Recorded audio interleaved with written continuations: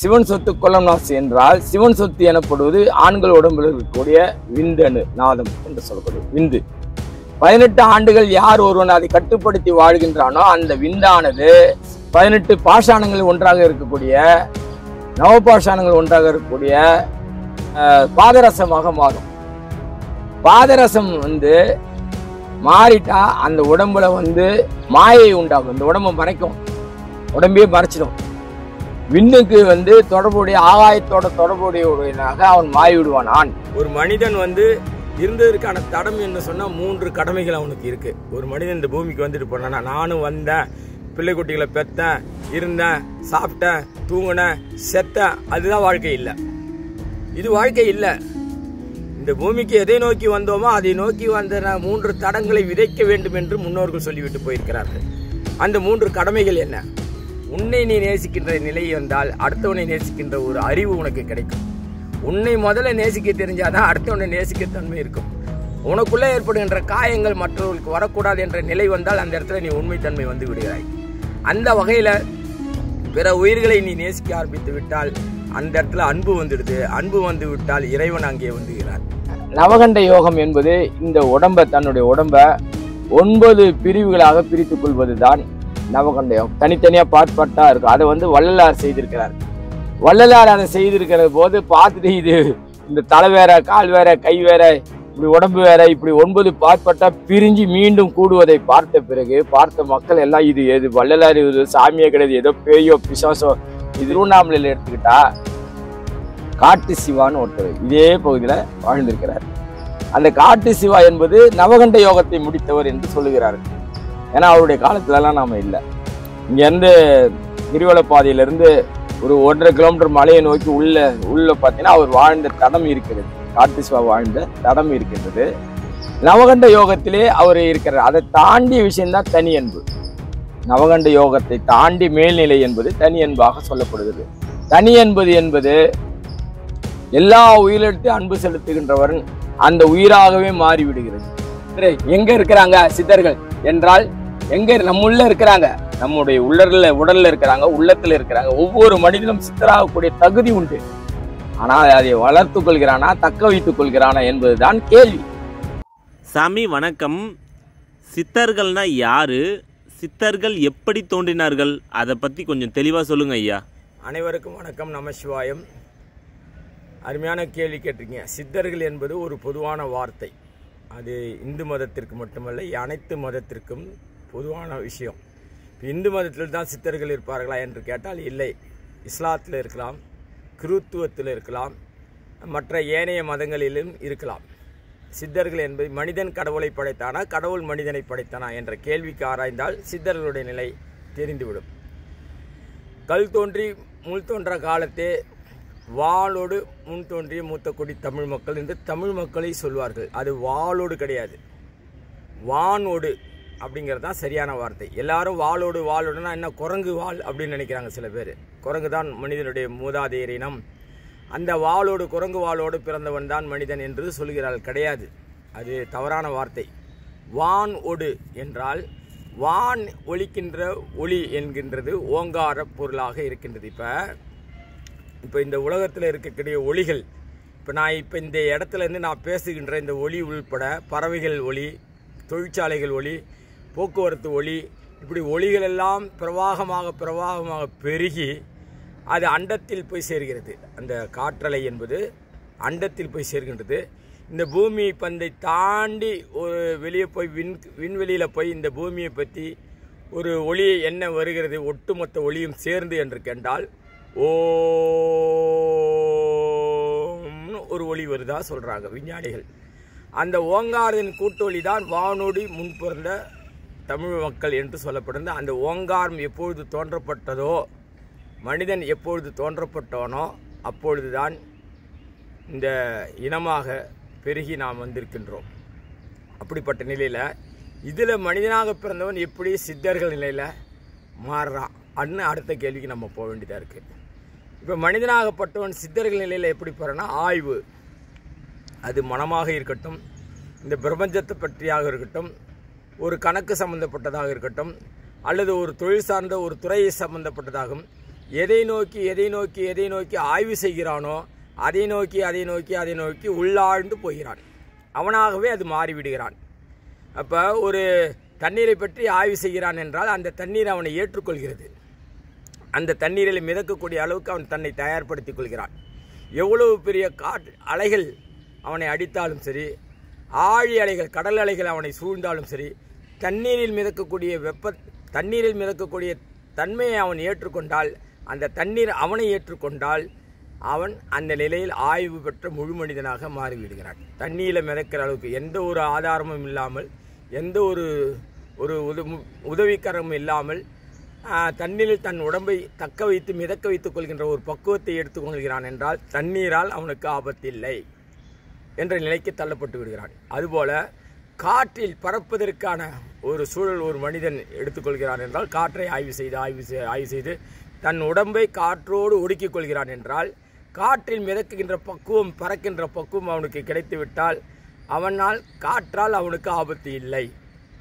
அதுபோல நெருப்பை ஒருத்தவன் எடுத்து பழகி கொண்டு தன் உடலோடு ஐக்கியமாகி ஜோதி சுரூபமாக மறைகிறான் என்றால் நெருப்பினால் அவனுக்கு ஒருபோதும் ஆபத்து இல்லை. இந்த பூமியை அவன் ஆய்வு செய்து மண்ணோடு மண்ணாகி போகிறான் என்றால் அந்த பூமியினால் மண்ணினால் அவனுக்கு ஆபத்து இல்லை. இப்படி பஞ்சபூதங்களையும் ஆய்வு செய்கின்ற பொழுது எதுவாக இருந்ததோ அதுவாக அவன் மாறிக்கொள்கிறான் மனிதன் என்றால் அவன் இந்த சக வாழ்க்கை மனிதர்களோடு மாறுபட்டவனாக போகிறான். இதுதான் சித்தர்களுடைய அடிப்படை நிலை. அப்போ பஞ்சபூதத்திலிருந்து ஒருவன் தன்னை ஐக்கியப்படுத்திக் கொள்கிறான் என்றால் அவன் சாதாரண மனிதர்களிலிருந்து தன் உடலை, மெய்ப்பொருளை அவன் ஐக்கியப்படுத்திக் கொள்கிறான், அதனோடு ஒத்துப்போகிறான் என்பதற்கான விளக்கம்தான் சித்தர்களுடைய அடிப்படை நிலை. ஆனால் இன்றைய காலகட்டத்தில் இது நான் என்ன சொல்றேன், முன்னாடி கல் தோன்றி மண் தோன்றா காலத்திலே வாழ்ந்த மனிதனுடைய ஆய்வு நிலை அப்படி இருந்தது.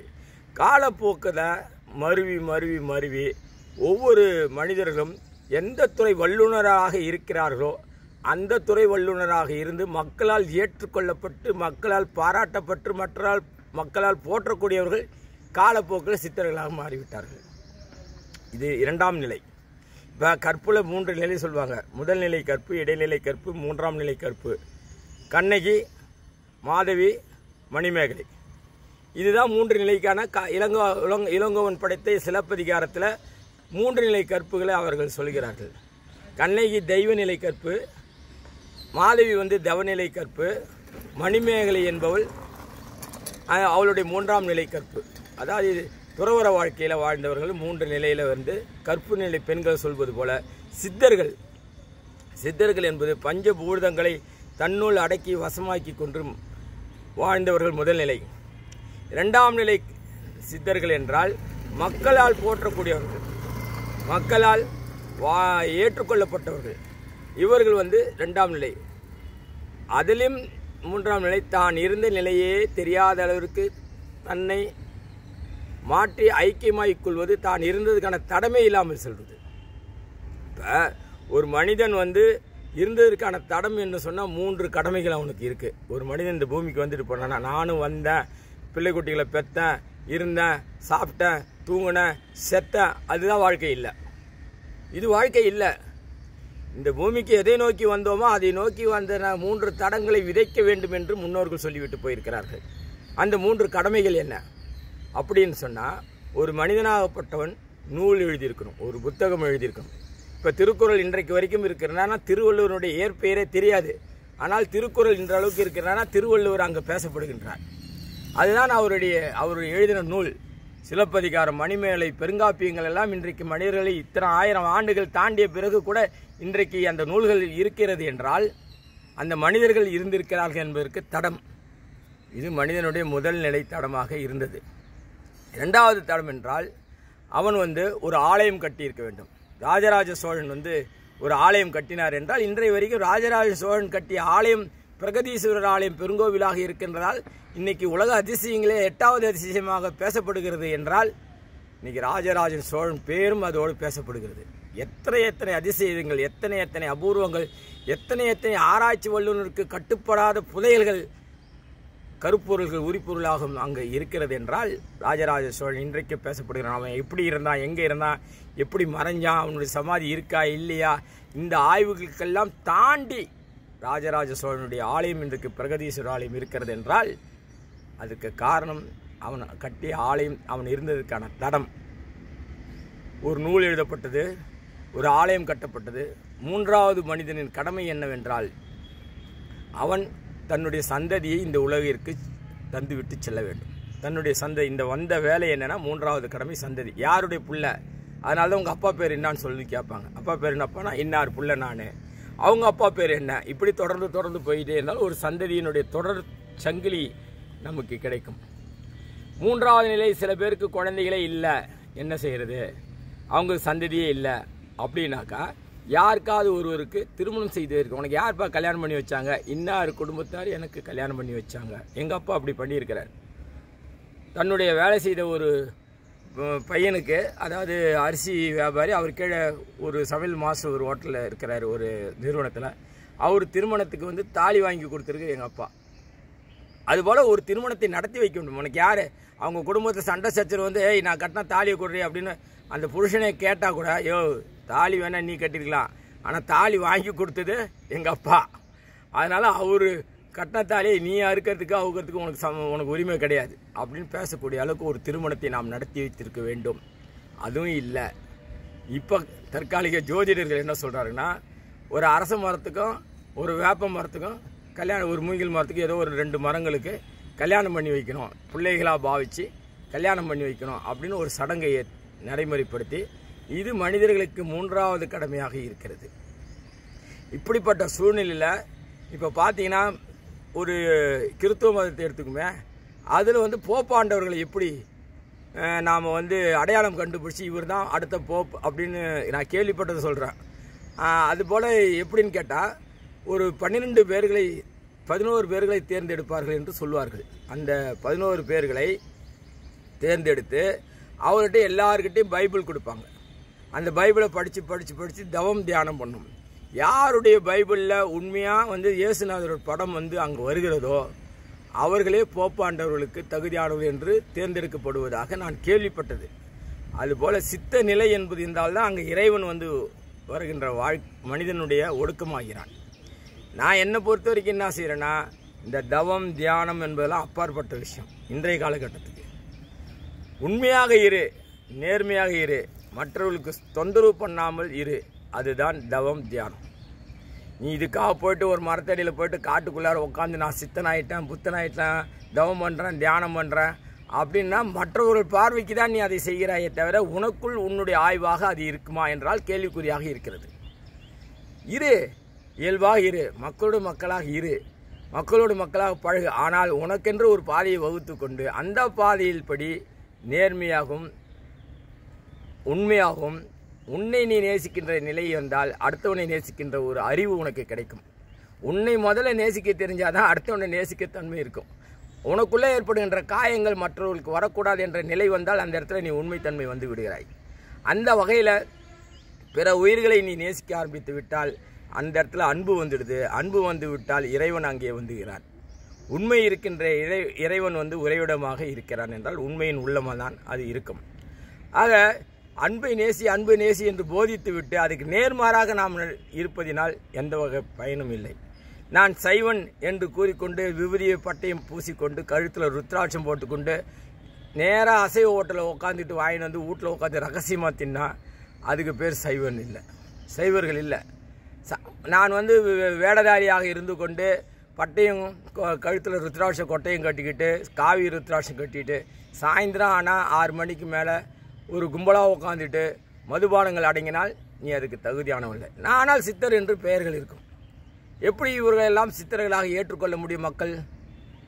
சித்தர்கள் வந்து எல்லா உயிர்களுக்கும் பொதுவானவர்கள், எல்லா உயிர்களுக்கும். அதனால்தான் எந்த உயிராக கூட உருமாற்றக்கூடிய தகுதி அவர்களுக்கு, உடல் கூடு விட்டு கூடு பாய்கின்ற நிலையெல்லாம் அவர்களுக்கு. இப்போ பார்த்தீங்கன்னா சித்த நிலையில பல்வேறு வகையான தவநிலை இருக்கு.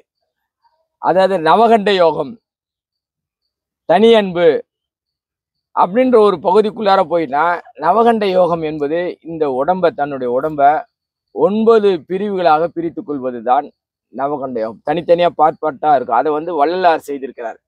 வள்ளலார் அதை செய்திருக்கிற போது பார்த்துட்டு இது இந்த தலை வேற, கால் வேற, கை வேற, இப்படி உடம்பு வேற, இப்படி 9 பார்ப்பட்டா பிரிஞ்சு மீண்டும் கூடுவதை பார்த்த பிறகு பார்த்த மக்கள் எல்லாம் இது எது வள்ளலார், இது சாமியே கிடையாது, ஏதோ பேயோ பிசாசோ, இது ஏதோ அப்படின்னு சொல்லிட்டு பயந்து ஓடி போனவர்களெல்லாம் நேரில் கண்டு அனுபவம். திருவண்ணாமலையில எடுத்துக்கிட்டா காட்டு சிவான்னு ஒருத்தர் இதே பகுதியில வாழ்ந்திருக்கிறார். அந்த காட்டு சிவா என்பது நவகண்ட யோகத்தை முடித்தவர் என்று சொல்லுகிறார்கள். ஏன்னா அவருடைய காலத்துலலாம் நாம இல்லை. இங்க இருந்து கிரிவல பாதையிலிருந்து ஒரு 1.5 கிலோமீட்டர் மலையை நோக்கி உள்ள பார்த்தீங்கன்னா அவர் வாழ்ந்த தடம் இருக்கிறது. காட்டு சிவா வாழ்ந்த தடம் இருக்கின்றது. நவகண்ட யோகத்திலே அவர் இருக்கிறார். அதை தாண்டிய விஷயம்தான் தனி அன்பு.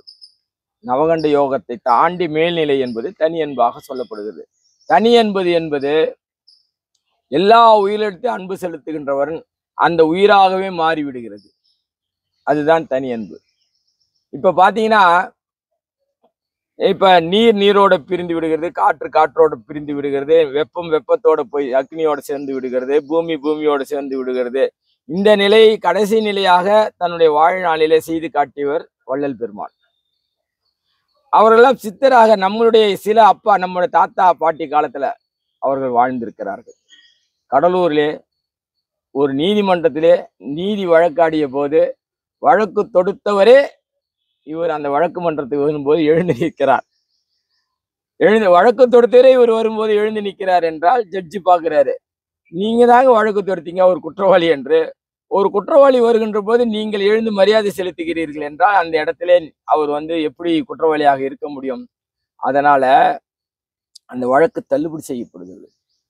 எந்த ஒரு நிலையிலும் தன்னிலை மாறாமல் இருக்கின்றவன் வாழ்வியல்ல ஒரு ஆன்மீகத்தினுடைய உயர்நிலைக்கு போக முடியும் என்பதற்கு வள்ளலார் ஒரு உதாரணமாக வாழ்ந்து காட்டி சென்றிருக்கிறார்.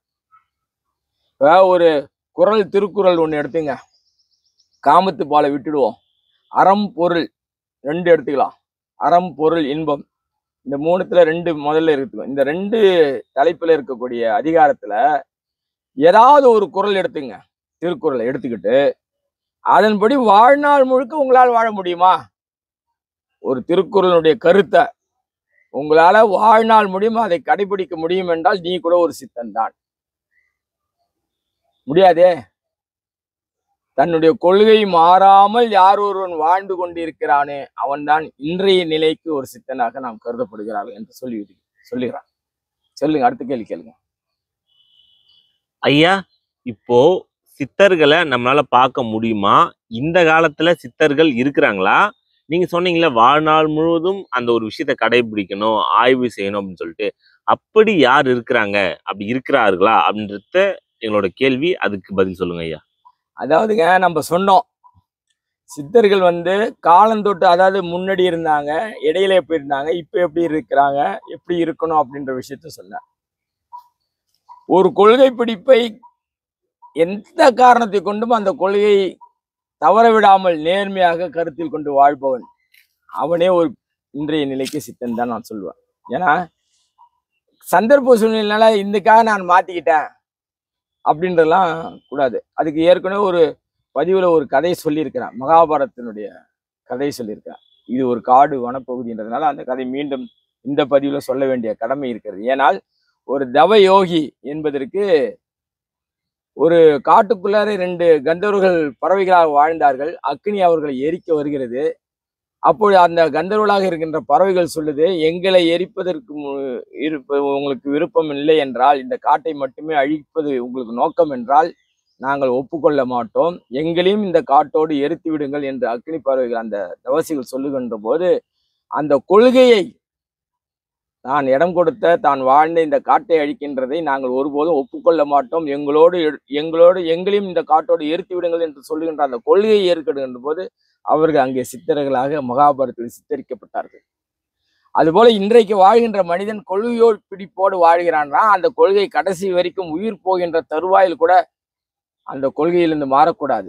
ஹரிச்சந்திரன் அவனுடைய மனைவி அந்த கதையை எடுத்துக்கொண்டால், ஹரிச்சந்திரன் கண்ணுக்கு மட்டுமே தெரியக்கூடிய அவனுடைய மனைவியினுடைய தாலி ஒரு சாதாரண அங்கே மாற்று உருவில் இருக்கின்ற ஒரு பிணத்தை எரிக்கின்ற சுடுகாற்றிலே இருக்கின்றவனுக்கு எப்படி தெரிகிறது அந்த கொள்கை? ஹரிச்சந்திரன் மனைவி சந்திரமதி, அந்த சந்திரமதிக்கு ஒரு தன் கணவனுக்கு தெரிய வேண்டிய தாலி இன்னொரு ஆடவனுக்கு என்று எப்படி தெரிந்தது என்று சந்தேகப்பட்டால் பார், அந்த கொள்கையில் பிடிப்பு இருக்க வேண்டும். ஆனால் அவன்தான் ஹரிச்சந்திரன் என்பதை தெரியாமல் அந்த சந்தேகத்தை சந்திரமதி மேற்கொண்டாள். கடைசியில் தன் உண்மையை சொல்லுகின்ற ஒரு சூழ்நிலை இருப்பது, இவன்தான் தன்னுடைய புருஷன் கணவன் என்பதை அறிந்த பிறகு அந்த கொள்கையோடு இருவரும் வாழ்ந்தார்கள் பாருங்கள். அவர்கள் தான் அன்றைய புருஷர்கள், சித்தர்கள். இன்றைக்கு அப்படி எப்படிப்பட்டவர்களாக வாழ்ந்து கொண்டிருக்கிற இந்த காலத்து மக்கள் ஹரிச்சந்திரன் சந்திரமதியாக வாழ்கிறார்களா? வள்ளுவன் வாசியாக வாழ்கிறார்களா?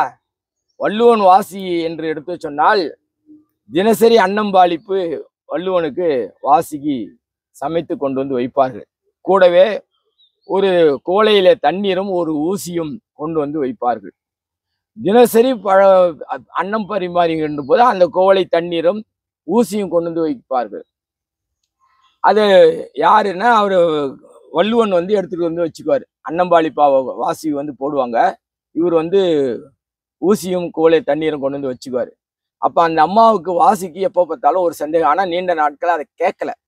நாம் எப்பொழுதெல்லாம் இந்த சாதத்தை பரிமாற வருகணும் அப்போல்லாம் நம்மளுடைய கணவர் வந்து ஒரு ஊசியும் ஒரு தண்ணியும் கொண்டு வந்துட்டு வச்சுக்கிறாரு, எதனாலன்னு சொல்லி இன்னைக்கு கேட்டுருவோன்னு சொல்லிட்டு கேட்குறாங்க. ஐயா சுவாமிஜி, நான் தினசரி உங்களுக்கு அன்னம்பாளிப்பு செய்கிறேன், அப்பொழுதெல்லாம் நீங்கள் வந்து ஒரு தண்ணியும் இந்த ஊசியும் எடுத்துன்னு வந்து வச்சுக்கிறீங்களே, ஆனால் ஒரு நாள் கூட அதை பயன்படுத்தினதா தெரியல, என்ன காரணம் இன்னைக்கு அதை சொல்ல முடியுமான்னு கேட்குறது. அப்போ அன்பாக அந்த மனைவியை பார்த்து வள்ளுவர் பெருமான் சொல்றாரு, வாசுகி, உன்னுடைய கற்பின் இலக்கணத்துக்கு தகுந்த மாதிரி நீ நடக்கிற, நான் வந்து என்னுடைய ஆண் அப்படின்ற ஒரு நிலையில ஒரு பெண்ணை நல்லபடியா நடத்தணும், மரியாதை கொடுத்து நடத்தணுன்றதுனால நீ அன்பா சமைச்சு போடுகின்ற சாதம் ஒரே ஒரு பருக்கியா அது தவறி கீழே சிந்தி விட்டால் நீ அன்பா கொடுக்கிற அந்த சாதத்தை வீணாக்க கூடாது என்று ஊசியால் அந்த சாதத்தை குத்தி தண்ணீரில் அலசி நான் மீண்டும் சாப்பாட்டிலே சேர்த்து கொள்ள வேண்டும் என்று ஒரு நாள் அந்த தவறு நடந்துடக்கூடாதுன்னு சொல்லிட்டு உண்மையில நீ காட்டுற அன்பு மாதிரி நான் உண்மையில வச்சிருக்கிற அன்பு மாறக்கூடாது என்பதற்காக நான் வந்து இந்த ஊசியும் தண்ணீரையும் எடுத்து வந்து வைக்கிறேன். இதனால் இத்தனை ஆண்டு காலம் நீ எனக்கு வந்து அன்னம்பாளிப்பு செய்யும் போது அந்த தவறை நீ செய்யவில்லை, அதற்காக அந்த தண்ணீருக்கும் ஊசிக்கும் பயன்பாடு இல்லாமல் தினசரி போகிறது.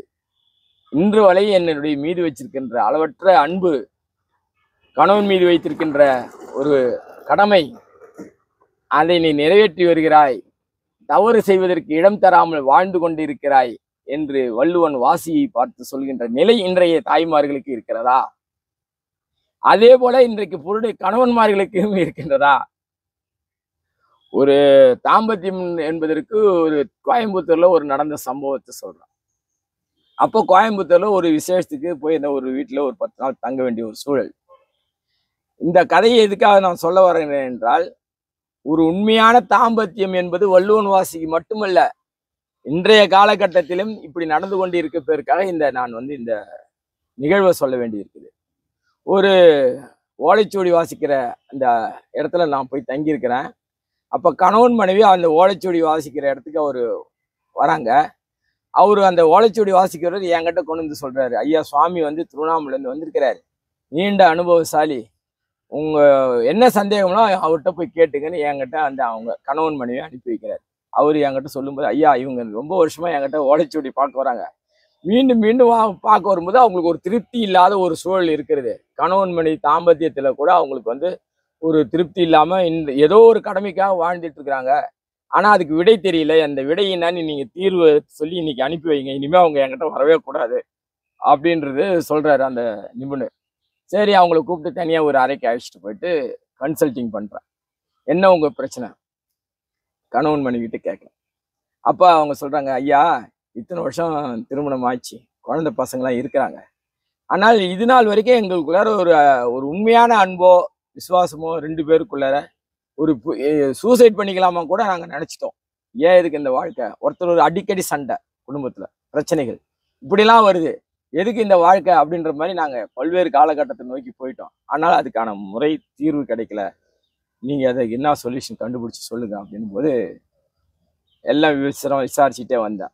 விசாரிச்சுட்டே வந்து அவங்க என்ன வேலை செய்கிறாரு, எப்படி நடத்துகிறாரு, என்ன வருமானம், கடன் தொல்லை. இப்போல்லாம் அவர்கிட்ட ஒரே பழக்கம்னா லாட்டு சீட்டு, அந்த காலத்தில் லாட்டு சீட்டு வாங்குவார். லாட்டு சீட்னால தான் பணம் நிறைய லாஸ் ஆச்சு. சரி, ஓகே, இதெல்லாம் மனம் மாற்றிக்கலாம். ஆனால் ஒரே ஒரு கேள்வி கேட்குறேன், அந்த கேள்விக்கு நீங்கள் பதில் சொல்லிட்டீங்கன்னா உங்களுடைய பிரச்சனைக்கான தீர்வு கிடைச்சிடும் அப்படின்னு சொன்னேன். ஆமாம், சொல்லுங்க ஐயா, கேளுங்க அப்படின்னாங்க. அப்போ புருஷனை பார்த்துக்கிறேன், இத்தனை வருஷம் கல்யாணம் ஆச்சுன்னு சொல்லிட்டீங்களே, தினசரி வரைங்க அவங்க சாப்பாடு போடுறாங்க, சாப்பிட்றீங்க நீங்கள். ஆனால் என்னைக்காவது ஒரு நாள் நீ சாப்பிட்டியாமா அப்படின்னு உங்கள் மனைவியை பார்த்து நீங்கள் கேள்வி கேட்டீங்களா? ஒரே ஒரு நாளாவது அம்மா நீ சாப்பிட்டியாமா அப்படின்னு உங்கள் மனைவியை பார்த்து புருஷன் கேள்வி கேட்டாரா அப்படின்னு கேட்டால் அப்படியே திரும்பி அந்த அம்மா ஒரு முறைக்கிறாங்க அந்த புருஷனை பார்த்து. அவரும் தகைச்சு போயிருக்கிறார். இல்லைங்க, ஒரு நாள் கூட நான் இப்படி கேட்டதில்லை. ஏதோ வந்த வேகத்துக்கு வருவேன், அவங்க சாப்பாடு போடுவாங்க, சாப்பிட்டு போயிட்டு நான் போன உடனே படுத்துருவேன். இதாங்க இத்தனை வருஷமா நடந்துடுது. இது வரைக்கும் அவங்கள வந்து ஒரு வேளை கூட நான் சாப்பிட்டியா, ஆமா சாப்பிடலாம் அப்படின்னு கேட்டதே இல்லை அப்படின்னு உண்மையை ஒத்துக்கிட்டார். அப்போ உங்களுடைய குறை எங்க இருக்கு தெரிஞ்சுக்கிட்டீங்களா? ஒரு தாம்பத்தியமா இருக்கக்கூடிய இத்தனை வருஷம் புருஷன் பொண்டாட்டியா வாழ்ந்த ஒரு குடும்பத்துல ஒரு கணவன் மனைவிக்குள்ளார அட்லீஸ்ட் ஒரு திருப்திகரமான வார்த்தை, அன்பு, சாப்பிட்டியாமா அப்படின்னு கேட்குற அளவுக்கு இல்லைன்னா இன்றைக்கு உலக மனிதம் வந்து எப்படி போயிட்டு இருக்குது? அப்ப சித்தர்களுடைய நிலை எப்படி இருக்கும்? ஒரு குடும்பத்திலே இப்படி ஒரு சூழ்நிலை வந்துட்டா தனி மனிதன் ஒழுக்கத்தோட வாழக்கூடிய ஒரு மனிதன் வந்து இயற்கையோட ஒன்றி எப்படி இருக்க முடியும்? எப்படி வாழ்வான்? இதெல்லாம் சிந்திக்க வேண்டியது இல்லையா? இன்று எங்க இருக்கிறாங்க சித்தர்கள் என்றால் எங்க நம்முள்ள இருக்கிறாங்க, நம்முடைய உடல்ல இருக்கிறாங்க, உள்ளத்துல இருக்கிறாங்க. ஒவ்வொரு மனிதனும் சித்தராகக்கூடிய தகுதி உண்டு. ஆனால் அதை வளர்த்து கொள்கிறானா, தக்க வைத்துக் கொள்கிறானா என்பதுதான் கேள்வி. நீங்களும் சித்தர் தான். மனுஷனா பிறந்துட்டாலே எல்லாருமே சித்தர்கள் நிலைக்கு அடையக்கூடிய தகுதி இருக்கு. அதுல பெண்கள் அடையலாமா, ஆண்கள் அடையலாமான்ற ஒரு கேள்வி இருக்கு. பெண்கள் எல்லாம் சித்தராக வருவார்களா, ஆக முடியுமானா என்னை பொறுத்த வரைக்கும் வாய்ப்பு குறைவு இல்லைன்னு தான் சொல்லுவேன் தீர்மானமா. ஏன்னா நான் 18 சித்தர்கள்ல பெண் சித்தர்கள் கிடையாது. நான் 18 சித்தர்கள்ல பெண் சித்தர்கள் 63 நாயன்மார்கள் பெண்ணடியார்கள் இருக்கிறாங்க. 3 பெண்ணடியார்கள் இருக்கிறாங்க. காரைக்கால் அம்மையார், அப்படி போன்றவங்க, திலகவதி அம்மையார், மங்கையர்க்கரசி அம்மையார், இப்படிலாம் இருக்கிறாங்க. அது 63 நாயன்மார்கள் பெண் அடியார்களாக இருக்கிறார்கள். சித்தராக பெண்கள் இருக்கிறார்கள் என்றால் 18 சித்தர்கள் பெண்கள் கிடையாது. ஏன் அப்படின்னா அது ஒரு விஞ்ஞான விளக்கம் இருக்கு. ஆண்கள் உடம்புல லிங்கம் என்று சொல்லக்கூடிய விந்து, அது என்னன்னா யார் ஒருவர், அதாவது சொல்லுவாங்க சிவன் சொத்து கொல்லம் நாசி என்றால் சிவன் சொத்து எனப்படுவது ஆண்கள் உடம்புல இருக்கக்கூடிய விந்தணு நாதம் என்று சொல்லக்கூடிய விந்து. 18 ஆண்டுகள் யார் ஒருவன் அதை கட்டுப்படுத்தி வாழ்கின்றானோ அந்த விந்தானது என்ன இதுவாக மாறும்.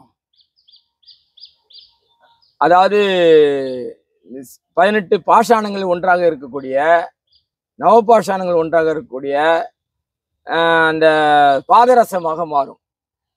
பாதரசம் வந்து மாறிட்டா அந்த உடம்புல வந்து மாயை உண்டாகும். இந்த உடம்பை மறைக்கும், உடம்பையே மறைச்சிடும். விண்ணுக்கு வந்து தொடர்புடைய, ஆகாயத்தோட தொடர்புடையவனாக அவன் மாறிவிடுவான் ஆண். அந்த நிலை என்பது பெண்ணுக்கு கிடையாது. புரியுதுங்களா உங்களுக்கு?